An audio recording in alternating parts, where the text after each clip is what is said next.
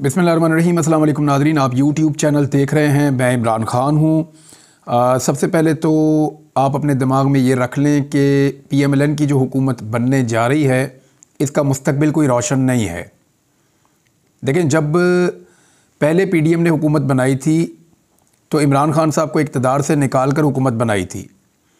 उस वक्त 13 जमातों ने इस इत्तेहाद को ज्वाइन किया था और वो 13 जमातें वो थीं जो सारी इमरान खान के मुखालिफ थीं। कुछ जमातें उनमें से इमरान खान के इत्तेहादी भी थे, वो भी छोड़कर चले गए, जिनमें काफ लीग और MQM सर फहरिस्त थे। बलूचिस्तान अवामी पार्टी भी उसका हिस्सा थी। तो इन पार्टियों ने इमरान खान साहब को छोड़ा और फिर MQM, फजलुर रहमान साहब की पार्टी, पीपल्स पार्टी, PMLN और बाकी सारी जमातों को मिलाकर ANP का भी एक मेंबर था, इन्होंने एक हुकूमत बना ली। PTM के 2 मेंबर भी थे, MNAs, मोहसिन दावड़ और अली वज़ीर। इन्होंने भी वोट डाला इमरान खान साहब के अगेंस्ट और हुकूमत बना दी। शहबाज शरीफ वज़ीर आज़म पाकिस्तान बन गए। फिर शहबाज शरीफ ने जो कारकर्दगी दिखाई, उस वक्त PDM की सारी जमातों को इस बात का शक था या इस बात का उनको तवक्को थी कि शहबाज शरीफ वाकई में डिलीवर करने की कैपेसिटी रखते हैं। यानी मुझे अच्छी तरह याद है, उस दौर में एक इश्तिहार बनाया था और उसमें बड़ा ग्रेंजर किस्म का म्यूज़िक डाला था और शहबाज शरीफ को दिखा रहे थे, कभी कलम से लिख रहा है, कभी कलम मुंह के अंदर डाला हुआ है, कभी दीवार की तरफ, फ़ोटो की तरफ देख रहे हैं, कभी ज़मीन पे चल रहे हैं। तो अजीबोगरीब बना के दिखाया कि जैसे जेम्स बॉन्ड है, उनकी हुकूमत बनने जा रही है। और पता नहीं शहबाज शरीफ बहुत बड़े इकोनॉमिस्ट हैं, बहुत तजर्बाकार हैं और मुल्क को कहाँ से कहाँ ले जाएंगे। फिर लोगों ने देखा कि शहबाज शरीफ ने जिस रफ्तार के साथ इस मुल्क को तबाह किया, यानी मुल्क का पूरा सियासी कल्चर तबाह कर दिया, जो अपोजिशन थी उसको दीवार के साथ लगा दिया, ख़वातीन को मारा, उनके ऊपर टॉर्चर किया, बदतरीन आंसू गैस की शेलिंग हुई, गिरफ्तारियाँ, रिकॉर्ड गिरफ्तारियाँ शहबाज शरीफ के दौरे हुकूमत में हुई। पाकिस्तान की सियासी तारीख़ में कभी भी किसी सियासी जमात की इस तरह गिरफ्तारियाँ नहीं हुई जैसे शहबाज शरीफ के दौर में गिरफ्तारियाँ हुई हैं। और उन गिरफ्तारियों के बाद जो ब्रूटल वाक़यात हैं, यानी चादर और चार दीवारी की तकद्दुस को शहबाज शरीफ साहब ने पामाल किया, लोगों को मारा, ये तो वो सारी चीज़ें हैं जो सियासी इंतकाम के ज़ुमरे में आ जाती हैं। सैकड़ों मुकदमात कायम कर दिए शहबाज शरीफ ने ही मेरे ऊपर, और शहबाज शरीफ के दौरे हुकूमत में ही मेरे ऊपर, अरशद शरीफ के ऊपर, साबिर शाकिर के ऊपर और दीगर सहाफ़ियों के ऊपर, समी इब्राहिम साहब के ऊपर और दीगर हमारे सिद्दीक जान के ऊपर और दीगर सहाफ़ियों के ऊपर, मैं सबके नाम नहीं ले सकता, माज़रत चाहता हूँ। सहाफ़ियों पे बदतरीन मुकदमात दर्ज किए गए और बदतरीन हालात का सहाफ़ियों ने सामना किया। सहाफ़ियों को उठाकर गायब किया गया, उनको टॉर्चर किया गया, उनकी हालत को ख़राब किया गया। ये सारा कुछ शहबाज शरीफ के दौर में हुआ। तो आज़ादी इज़हार राय नहीं थी, सियासी बदला इंतकाम अपने उरूज पर था। और फिर शहबाज शरीफ ने पाकिस्तान की आवाम से बदला भी लिया। बदला ऐसे लिया कि शहबाज शरीफ ने इकॉनमी को बुरी तरह तबाह बर्बाद कर दिया। वो महंगाई बढ़ाता चला गया और बहाना ये था कि इमरान खान के दौर में कुछ फ़ैसले ऐसे हुए थे कि मुझे आज महंगाई बढ़ानी पड़ रही है। फिर शहबाज शरीफ के अपने जो 2 बड़े अहम इकोनॉमिस्ट थे, जिनमें एक उनका वज़ीर ख़ज़ाना भी रहा, मिफ्ता इस्माइल, उसने पोल खोल दिया और उसके बाद मोहम्मद ज़ुबैर ने पोल खोल दिया। उन्होंने बताया कि इमरान खान के दौरे हुकूमत में कोई डिफ़ॉल्ट का ख़तरा नहीं था, ये झूठ बोल रहे हैं। इमरान खान के दौरे हुकूमत में किसी किस्म की इकॉनमी बर्बाद नहीं हो रही थी, ये झूठ बोल रहे हैं। उस दौर में तमाम माशी इंडिकेटर्स ठीक चल रहे थे। मिसाल के तौर पर जितनी भी उस दौर की रिपोर्ट्स हैं, चाहे वो ब्लूमबर्ग की रिपोर्ट है, चाहे वो IMF की रिपोर्टें हैं, चाहे वो वर्ल्ड बैंक की रिपोर्ट्स हैं, चाहे वो आलमी मईशत के जो इदारे हैं जो इसको समझते हैं उनकी रिपोर्ट्स हैं, या इसके अलावा जो इंटरनल रिपोर्ट्स हैं जो गवर्नमेंट की थी पाकिस्तान की, वो तमाम ये बता रही हैं, आदादो शुमार ये बता रहे हैं कि इमरान खान के दौरे हुकूमत में इकॉनमी बेहतरी की जानिब गामज़न थी। फिर शहबाज शरीफ ने वो तबाही फेरी कि पूरी की पूरी इकॉनमी को लपेट कर रख दिया। ये वही पाकिस्तान था जहाँ पे फैसलाबाद में और कराची में लेबर नहीं मिल रही थी, इतना काम शुरू हो गया था। फिर ये वही पाकिस्तान था जहाँ पाकिस्तान को छोड़ के नौजवान बाहर जाने पर मजबूर हुए 1.5 साल के अंदर कि पाकिस्तान में उन्हें काम नहीं मिल रहा था। तो शहबाज स्पीड जो कहा जाता था, इतनी स्पीड से किसी ने आज तक तबाही नहीं फेरी जो शहबाज शरीफ ने फेरी है। PDM के अंदर जो शहबाज शरीफ साहब के इत्तेहादी थे वो उस वक्त तो मजबूरन मौजूद रहे, फंस गए थे सारे के सारे। और उनके मौजूद रहने की जो सबसे बड़ी वजह थी वो इमरान खान का खौफ था। फजलुर रहमान इमरान खान साहब से डरता था। उन्हें लगता था कि अगर इमरान खान को मौका मिलेगा तो वो परेशानी पैदा करेंगे, लिहाजा शहबाज शरीफ के साथ खड़े होना बेहतर है। इसी तरह जरदारी साहब ने भी यही किया, इमरान खान के खौफ से साथ खड़े रहे। बाकी सारी पॉलिटिकल पार्टीज 13 की 13 इसलिए साथ खड़ी रही कि सब पार्टियों को ये लगता था कि इमरान खान एक ज़्यादा बड़ी मुसीबत हमारे लिए बन जाएंगे अगर हमने अपने इत्तेहाद को ख़राब किया तो ये सारे अपनी अपनी वजारतें लेकर बैठे रहे। इनको आइडिया नहीं था कि इनके साथ आगे क्या होने जा रहा है। निगरान हुकूमत आई, वो लंबा अरसा चली, तो इन्हें आइडिया हुआ जब ये पब्लिक में गए ना हुकूमत ख़त्म होने के बाद, तो पता चला कि पब्लिक से तो हमारा नाता ही टूट गया है, लोग तो हमारी बात ही नहीं सुन रहे। तो फिर ये इलेक्शनों से भागना शुरू हुए। फजल रहमान बार बार कहते थे कभी जी सर्दी बहुत है, कभी जी गर्मी बहुत है, कभी जनाब बर्फ़बारी हो गई है, कभी कहते थे दहशतगर्दी हो गई है, कभी कहते थे मुझे निकलने नहीं दिया जा रहा। तो मैं तो नहीं इलेक्शन लड़ता, इलेक्शन को जो है डिले किया जाए, रोका जाए। PMLN भी इलेक्शन से भाग रही है, सारी सियासी जमातें इलेक्शन से भाग रही थी।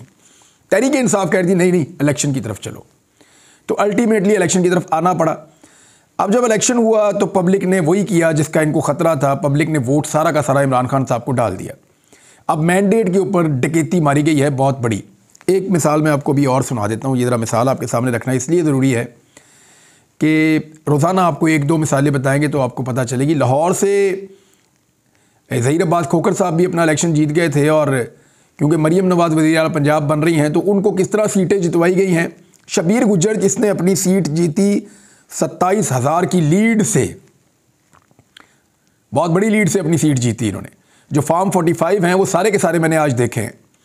फार्म 45 के मुताबिक जो इनको वोट पड़े हैं वो 54,108 हैं, और जो इनका मुखालिफ है उसको वोट लगभग 27,000 के करीब पड़े हैं, यानी उसके वोट आधे हैं इनके मुकाबले में, जो दूसरे नंबर पे आ रहा था, और उसको जिता दिया, इनको हरा दिया फॉर्म 47 के अंदर। ये धांधली की गई है शबीर गुज्जर के साथ। टोटल वोट जो कास्ट हुआ हल्के में वो 99,000 कुछ है, और उसमें से 54,000 एक बंदे ने ले लिया, यानी सारी जमातें मिलकर इतने वोट नहीं ले सकी जितने वोट अकेले पाकिस्तान तहरीक इंसाफ के उम्मीदवार ने लिए, बल्कि उससे भी कोई 5,000 वोट ज़्यादा लिए। इसके बावजूद उसको हरा दिया गया। अब ये भी मुकदमा चल रहा है। तो इस तरह और बहुत सारे हैं कि मरीम नवाज़ को बनाना है जनाब, बनाना है उसको वज़ीर आला पंजाब बनाना है, तो ज़िद पूरी कर लें, बना लें, आप कर लें, बना लें। आपको ऑडियोज़ और वीडियोज़ के अलावा कुछ नहीं मिलेगा इस हुकूमत में। तमाम ब्यूरोक्रेट्स की ऑडियोज़ और वीडियोज़ बन जाएंगी। वो ज़हनी तौर पे इस बात के लिए तैयार रहें, तमाम सियासतदान भी इस बात के लिए तैयार रहें। यहाँ पंजाब में रहने वाले सहाफ़ी और जितने लोग जो है वो काबिल ज़िक्र हैं, वो सारे तैयार रहें कि उनकी ऑडियोज़ और वीडियोज़ बन सकती हैं, क्योंकि मरीम नवाज़ ने हमेशा ये क्लेम किया है कि मेरे पास बड़ी ऑडियोज़ और वीडियोज़ होती हैं, और वो ये कहती भी रही हैं और धमकाती भी रही हैं इसके बारे में कह कर। तो अब आ जाएँ उस बात की तरफ जिसकी मैं आपसे जिक्र कर रहा था कि इन सब ने जब ये देखा कि दोबारा हुकूमत आ रही है और बड़ी कमज़ोर हुकूमत आ रही है, और बहुत बड़ा धांधला करके इस वक्त नवाज शरीफ को किसी तरह उस पोजीशन में लाया जा रहा है कि ये हुकूमत बना ले किसी तरह, लेकिन सबको वोट डालना पड़ेगा। आज अगर नवाज शरीफ को अकेला छोड़ा जाए ना कि हुकूमत बनाओ, तो कभी नहीं बना सकते।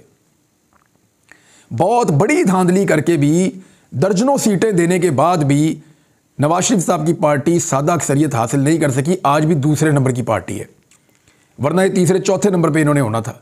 जो इनकी दुर्गत बनी है, 17-18 सीटों से ऊपर ये नहीं जा रहे थे, मैक्सिमम 2 दर्जन हो जाती, या बहुत अच्छा भी कर देते तो 30 से ऊपर तो ये जा ही नहीं सकते थे। ये इनके हालात थे इस इलेक्शन के अंदर, लेकिन उनको पहुंचा दिया 75 सीटों तक। अब वो सीटें तो उनको मिल गई है, लेकिन वोट उनको चाहिए बाकी सबका अपना वज़ीर आज़म बनाने के लिए। तो नवाज शरीफ साहब को तो बिग नो कह दिया गया, जनाब आप तो नहीं है। तो उन्होंने कहा जी मेरी बेटी को बना दें फिर पंजाब का वज़ीर आला, तो वो उनकी ख्वाहिश पूरी की जा रही है। लेकिन उनकी बेटी के ऊपर भी एक तलवार लटकाई गई है महर शराफत अली की सूरत में। जिस वक्त उनकी बेटी ने ज़रा सी हैंकी बैंकी की, तो उस वक्त महर शराफत अली की तलवार इनके सर पे गिरेगी और उसको इंसाफ मिल जाएगा, वो सीट लेके असम्बली में आ जाएगा, तो मरीम नवाज़ साहबा बाहर हो जाएंगी, फिर नया वज़ीर आला पंजाब बनाना पड़ेगा। अब आ जाए इस बात के ऊपर कि शहबाज शरीफ का तजर्बा जब दोबारा करने का फ़ैसला किया गया इस निज़ाम की जानिब से, तो जिन लोगों ने पहले शहबाज शरीफ का साथ दिया था उन्होंने हाथ खड़े कर दिए। उन्होंने कहा भाईजान अगर इस साइंसदान को आपने बनाना है ना वज़ीर आज़म पाकिस्तान, तो हमारे हाथ खड़े हैं। इस आदमी ने पहले बहुत बेइज्जती कराई, हम पब्लिक के अंदर गए, बड़ी मुश्किलों से जान बचा के, बड़ी मुश्किलों से पब्लिक की मिन्नत तरला करके और धांधली करके हमने ये सीटें ली हैं। अगली दफ़ा तो लोगों ने हमें धांधली भी नहीं करने देनी, जो शहबाज शरीफ साहब ने दुर्गत बना दी थी सबकी। यानी पीपल्स पार्टी का बेड़ा गर्क करवा दिया शहबाज शरीफ ने, अपनी पार्टी का बेड़ा गर्क करवा दिया, फजल रहमान की पार्टी का बेड़ा गर्क करवा दिया, ANP को फारिग करवा दिया, MQM को, सारी जमातों को करवा दिया। MQM की कमेटी इस तरह निकल गई कि पीपल्स पार्टी को एक लिमिट से आगे नहीं जाने देना था, ये तय हो चुका था। तो वो जो सीटें थी कराची वाली, वो किसी को तो देनी थी पाकिस्तान तहरीक इंसाफ से छीन कर। तो उसके लिए MQM के सारे दरों को इकट्ठा करके उनको वो सीटें दे दी गई। हालांकि ज़्यादा सीटें वहाँ से, बल्कि ज़्यादा क्या मैक्सिमम सीटें वहाँ से जो जीती है वो पाकिस्तान तहरीक इंसाफ जीती है। लेकिन MQM की झोली में सीटें डाल दी गई 1.5 दर्जन के करीब, उससे कम है थोड़ी। तो वो सीटें जो MQM को मिली हैं उसकी बुनियाद के ऊपर अब वो वजारतें मांग रहे हैं। और MQM को इस बात का आइडिया है कि वो तो जीते ही नहीं, ना उनकी कोई पॉलिटिक्स है, तो चलो जो दाव लगता है वो ले लेते हैं। MQM को तो 5 दिन के लिए वजारत मिले तो 5 दिन के लिए भी ले लेते होते हैं। उनका इससे कोई ताल्लुक नहीं है कि सियासी उसूल क्या होता है। उनका सियासी उसूल है इक़्तिदार के अंदर रहो और इंजॉय करो। और कराची के लोगों की जो हालत है वो आपके सामने है। तो अब MQM ने क्या किया, उन्होंने तो वजारतें मांग ली हैं, उनको 3 से 5 वजारतें दी जाएंगी जो फार्मूला तय हो रहा है उसके मुताबिक। और दूसरी जानिब वही सारे हीरे जो नवाज शरीफ और शहबाज शरीफ के इर्द गिर्द हैं उनको वजारतें दी जाएंगी। पीपल्स पार्टी कह रही है जी हमने वजारतों का हिस्सा नहीं बनना, हमने वजारतें नहीं लेनी। फजलुर रहमान साहब कह रहे हैं कि जनाब मैं इंतखाबी नताइज मुस्तरद करता हूँ, ना हुकूमत का हिस्सा बनेंगे ना वज़ीर आज़म को वोट देंगे। अब फजलुर रहमान शहबाज शरीफ को वोट नहीं देगा, ये बात आपको समझ आ रही है? इसका मतलब क्या है कि फजलुर रहमान को आइडिया हो गया है कि इस आदमी का साथ दे के इसके गुनाह अपने गले डलवाने वाली बात है। ज़रा इसको आप फिर समझिए। फजलुर रहमान साहब की सियासत पूरी तरह तबाह हो गई खैबर पख्तूनख्वा में, क्योंकि उन्होंने सियासत करनी होती है। और खैबर पख्तूनख्वा के लोग शरीफ ख़ानदान से नफ़रत करते हैं और शरीफ ख़ानदान उन लोगों से नफ़रत करता है। जैसे शहबाज शरीफ साहब ने, नवाज शरीफ साहब ने वहाँ जलसा करते हुए पश्तूनों की तौहीन की थी। तो ये जो वजह है इसकी फजलुर रहमान साहब भी समझ रहे हैं कि उनको शदीद नुकसान हुआ शरीफ ख़ानदान के साथ हाथ मिलाने का। तो उन्हें आइडिया हो गया है कि अगर दोबारा फजलुर रहमान साहब को खैबर पख्तूनख्वा में जड़ें पकड़नी है या अपनी पार्टी को मजबूत करना है तो कुछ भी करके शरीफ ख़ानदान से दूर रहना होगा। लिहाजा उन्होंने अभी तक का फ़ैसला, तो उनका ये पता कोई नहीं होता, ये पैंतरा बदल जाते हैं। अभी तक का फ़ैसला तो ये है कि ना हुकूमत का हिस्सा बनेंगे ना ही वज़ीर आज़म को वोट देंगे, ताकि ये इलेक्शन में तो बेड़ा गर्क करवा लिया, ज़िल्लत उठा ली, अगले इलेक्शन में तो कम से कम फजलुर रहमान साहब कहीं पे स्टैंड कर जाएं या कुछ ना कुछ उन्हें मिल जाए। तो ये फजलुर रहमान साहब की स्ट्रेटजी है कि वो भी शहबाज शरीफ से जान छुड़ा रहे हैं। उन्हें पता है कि ये कितना बड़ा साइंसदान है और ये कोई नया तजर्बा करके कोई नया चंद चढ़ा देगा इस मुल्क के अंदर, ये उनको लगता है। अब आ जाएं आप इस बात की तरफ कि पीपल्स पार्टी वजारतें क्यों नहीं ले रही। देखिए, पीपल्स पार्टी आईनी ओहदे तो ले रही है, वजारतें नहीं ले रही। उनको इस बात का आइडिया हो गया कि शहबाज शरीफ की काबीना का हिस्सा बनने का मतलब ये है कि तबाही और बर्बादी का हिस्सा बनना। वो ये जानते हैं कि IMF के पास जाना पड़ेगा थोड़े दिन के बाद। वो ये जानते हैं कि गर्मियों के अंदर बदतरीन लोड शेडिंग होने वाली है। वो ये जानते हैं कि महंगाई का एक तूफ़ान आने वाला है और चीज़ें कंट्रोल नहीं होंगी शहबाज शरीफ से। तो इसलिए वो इस गुनाह बेलज्जत का हिस्सा नहीं बनना चाहते। पीपल्स पार्टी भी अपनी इज्जत बचा रही है कि आइंदा हमने भी इलेक्शन लड़ना है, हमने पंजाब में भी जाना होता है, हमने सिंध में भी इलेक्शन लड़ना है, KP में भी इलेक्शन लड़ना है, बलूचिस्तान में भी इलेक्शन लड़ना है। अगर ये सारा मलबा अपने ऊपर डलवा लेंगे तो हम आइंदा इलेक्शन में कैसे जाएंगे।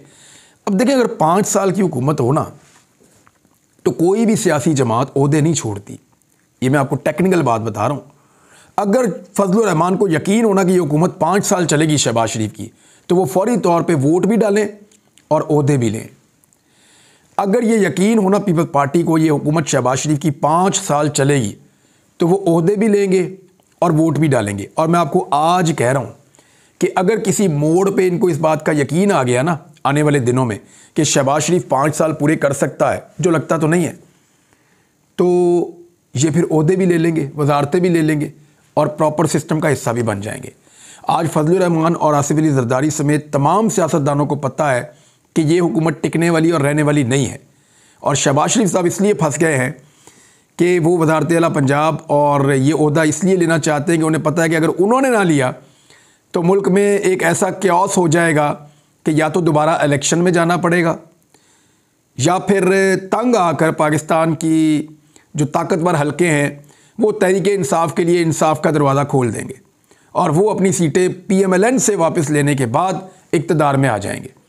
और अगर पाकिस्तान तहरीक इंसाफ इक़्तिदार में आ गई तो शहबाज शरीफ वो आदमी है जिसके ख़ानदान को सबसे ज़्यादा असर पड़ने वाला है। ये बात आप याद रखिएगा।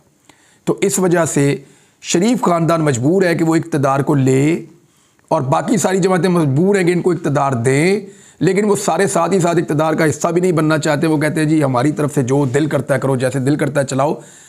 क्योंकि जो लोग वोट डाल रहे हैं ना वज़ीर आज़म का शहबाज शरीफ को, उनको भी पता है कि इससे काम नहीं होना। वोट इसको दे दो तरस खा के, लेकिन इसके साथ ना बैठना वरना गंदे हो जाएंगे पब्लिक में, क्योंकि इलेक्शन भी बहुत जल्दी आ रहा है। ये मेरी असेसमेंट है अब तक की सूरत हाल की। और बाकी चीज़ें आपके साथ शेयर करता हूँ, क्योंकि एक हॉर्स ट्रेडिंग का पूरा एक माहौल गर्म कर दिया गया है पंजाब में मरीम नवाज़ के लिए। उस पर बात करते हैं अगले वीलॉग में। अब तक के लिए इतने, अपना ख्याल रखिएगा, अपने इस चैनल का भी। अल्लाह हाफ़िज़।